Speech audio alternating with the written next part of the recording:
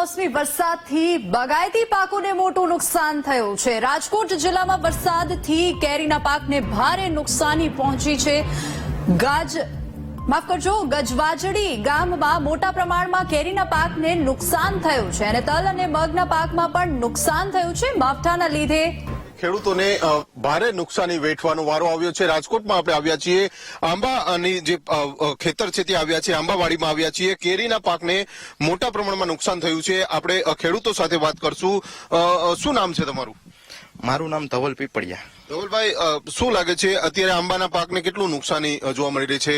નુકસાની તો તમારા સામે જ છે। કેમેરામાં તમે આ ખાલી જોઈ લ્યો, બરોબર છે, કેમેરો કરીને કેટલો માલ ખઈરો છે। આપણે થોડાકમાંથી પણ વીણી તો પણ એક બકડિયું ને એક ડોલ જેવું ખાલી 4-5 આંબામાંથી એટલું કેરી ખઈરી છે, તો આખા બગીચામાં કેટલી હોય તમે કલ્પના કરી લ્યો। કેટલી મહેનત કરતા હોય ને હવે આ નુકસાની વેઠવાનો વારો હોય? આખા વર્ષની એક સિઝન હોય આંબામાં, બરોબર છે, ઈ ફેલ જાય એટલે તો આખું વર્ષ ફેલ જાય। ચોક્કસથી જે પ્રમાણે મોટા પ્રમાણમાં નુકસાની થઈ છે જોવા મળી રહી છે। શું નામ છે તમારું? ઠાકરસિંહભાઈ પીપળિયા। ઠાકરસિંહભાઈ, કેટલા આ આંબામાં આ વીઘામાં વાવ્યું હતું ને કેટલી નુકસાની છે અંદાજે? 12 વીઘામાં આંબા છે અને 150 આંબા છે। નુકસાની તો તમારા કેમેરામાં છે। એક આંબે 20 થી 25 કિલો જેવી કેરી ખરી ગઈ છે। વાવાઝોડું, પવન અને કરા સાથે વરસાદ પડે અને અંદર જે લટકે છે કેરી, એની અંદર હવે બગાડ થવાનો છે। એ તો તમે જાણો છો, કેરી ઉપર વરસાદ પડે એટલે કેરી ફેલ થઈ જાય, એની અંદર જીવાત પડી જાય, ના તેવા પ્રશ્નો ઉભા રહીએ। હવે આશા રાખી છે સરકાર પાસે કે ડબલ એન્જિનની સરકાર છે, ખેડૂતોની સરકાર છે, તો ખેડૂતોને આશા બે જ હોય, કુદરત અને સરકાર। જયારે કુદરત ઉઠે ત્યારે સરકારે સાથે ઉભું રહેવું પડે, ખેડૂતોને આશા હોય છે। તો અમે સરકાર પાસે આશા રાખી છે કે ખેડૂતોને થોડા જાજી સહાય મળે। આ 1 વર્ષનું ફસલ હોય, અત્યારે ખેડૂતોના હાથમાં આવેલો કોરિયર છીનવાઈ ગયો કુદરતી આફતના હિસાબે, તો સરકાર પાસે આશા રાખી થોડી સહાય આપે તો ખેડૂત જીવી શકે એવું। નહીતર આમાં તો તમને અત્યારે કેરી લટકે છે એવી પરિસ્થિતિ ખેડૂતોની છે આંબે લટકવાની। બીજા પણ પાકમાં નુકસાન છે? બીજા ક્યાં પાકમાં પાક છે? આપણે મગના પાકની અંદર, અડદ, તલી, એવા કઠોળ પાકની અંદર ઘણી બધી નુકસાની છે। એની અંદર તો સાફ થઈ ગયું છે, કઈ લેવા જેવું જ નથી। ચોક્કસથી જે પ્રમાણે મોટા પ્રમાણમાં નુકસાન થયું છે, કમોસમી વરસાદના કારણે નુકસાન થયું છે। શું નામ છે તમારું? ભરતભાઈ પીપળિયા। ભરતભાઈ, કેટલી નુકસાની છે? કારણ કે જે પ્રમાણે વર્ષોથી મહેનત કરતા હો છો, 1 વર્ષની સતત મહેનત, જે કેટલો ખર્ચો થતો હોય છે ને પાક જયારે લેવાની વારી આવે ત્યારે નુકસાની વધારે?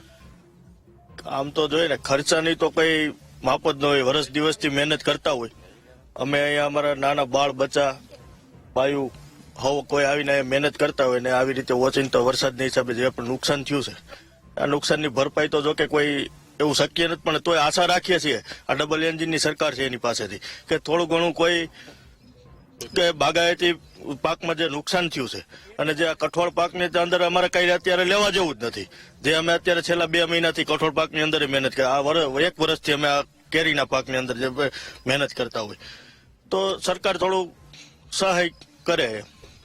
ચોક્કસથી ખેડૂતો હવે સરકાર પાસે સહાયની જે આશા લઈને બેઠા છે। ભાઈ, શું લાગે છે, કેટલી મહેનત કરતા હો છો? રોજ કેવી રીતના કરતા હો છો? મહેનત ઘણી કરી છે। અત્યારે કેટલું નુકસાની ગયું છે? ઘણું આશા છે સરકાર પાસે ક્યાંક સહાય જાહેર કરી? સહાય કરે જાહેર છે। ચોક્કસથી જે પ્રમાણે ખેડૂતો છે તેમની સાથે જે અહીંયા ખેતરમાં જે મહેનત કરતા હોય છે લોકો છે તે પણ કહી રહ્યા છે કે ક્યાંક ને ક્યાંક સરકાર પાસે જે આશા છે, સરકાર દ્વારા સહાય છે તે જાહેર કરવામાં આવે, કારણ કે કમોસમી વરસાદ થયો છે જેના કારણે જે તલ, મગ સહિતના જે કઠોળના પાકો છે તેમાં વ્યાપક પ્રમાણમાં નુકસાની છે તે ગયું છે। સાથે સાથે આંબાના પાકમાં એટલે કે કેરીને પણ મોટા પ્રમાણમાં નુકસાની છે તે ગઈ છે। કેરી છે જે ઝાડ ઉપરથી લટકતા જે ખરી ગઈ છે, સાથે સાથે વરસાદ આવવાના કારણે જે કેરીનો જે કેરી છે વૃક્ષ ઉપર જે પાક છે તેમાં પણ ક્યાંક ને ક્યાંક હવે જે સડવાની ભય છે તે પણ જોવા મળી રહ્યો છે। સતત 1 વર્ષથી સતત મહેનત કરતા ખેડૂતોને આ જે કેરીનો પાક હોય છે, અત્યારે સિઝન છે કેરીની અને એ જ પ્રમાણમાં ક્યાંક ને ક્યાંક હવે આ નુકસાની વેઠવાનો વારો આવ્યો છે, ત્યારે ખેડૂતો પણ ચિંતાતુર બન્યા છે। કેમેરામેન નિશિત ગઢિયા સાથે ભાવેશ ચંદ્રબા, BTV ન્યૂઝ, રાજકોટ।